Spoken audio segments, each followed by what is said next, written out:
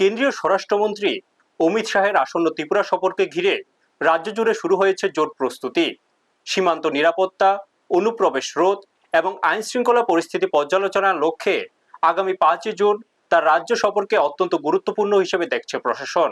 এই সফরকে সামনে রেখে পশ্চিম ত্রিপুরা জেলার জেলাশাসক দপ্তরের কনফারেন্স হলে একটি উচ্চ পর্যায়ে প্রস্তুতিমূলক বৈঠক অনুষ্ঠিত হয়।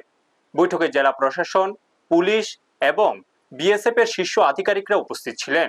সূত্রের খবর, উত্তর পূর্বাঞ্চলের সীমান্ত নিরাপত্তা আরো জোরদার করা এবং কেন্দ্রীয় সরকারের স্মার্ট বর্ডার কনসেপ্ট এর অগ্রগতি পর্যালোচনা করাই সফরের অন্যতম প্রধান উদ্দেশ্য। এই দিনের বৈঠকে কেন্দ্রীয় স্বরাষ্ট্রমন্ত্রী সফরকালীন নিরাপত্তা ব্যবস্থা, কনভয়ের রুট, ট্রাফিক নিয়ন্ত্রণ, হেলিপ্যাড এবং অনুষ্ঠানস্থলের নিরাপত্তা নিয়ে বিস্তারিত আলোচনা হয়।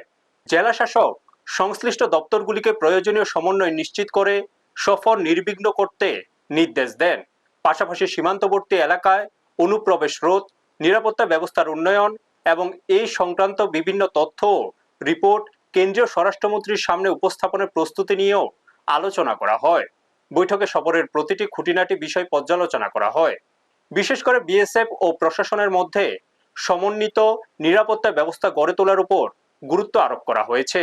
প্রশাসনিক সূত্রে জানা গেছে, সফরকালে কেন্দ্রীয় স্বরাষ্ট্রমন্ত্রী সীমান্ত এলাকার পরিস্থিতি খতিয়ে দেখার পাশাপাশি রাজ্যের শীর্ষ প্রশাসনিক ও নিরাপত্তা আধিকারিকদের সঙ্গে বৈঠক করতে পারেন।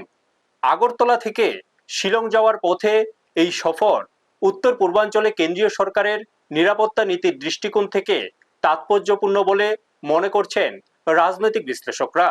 স্বরাষ্ট্রমন্ত্রী অমিত শাহের এই সফরকে সফল ও সুষ্ঠুভাবে সম্পূর্ণ করতে প্রশাসন সর্বাত্মক প্রস্তুতি গ্রহণ করেছে বলে জানানো হয়েছে। ব্যুরো রিপোর্ট, নিউজ তৎকাল 24।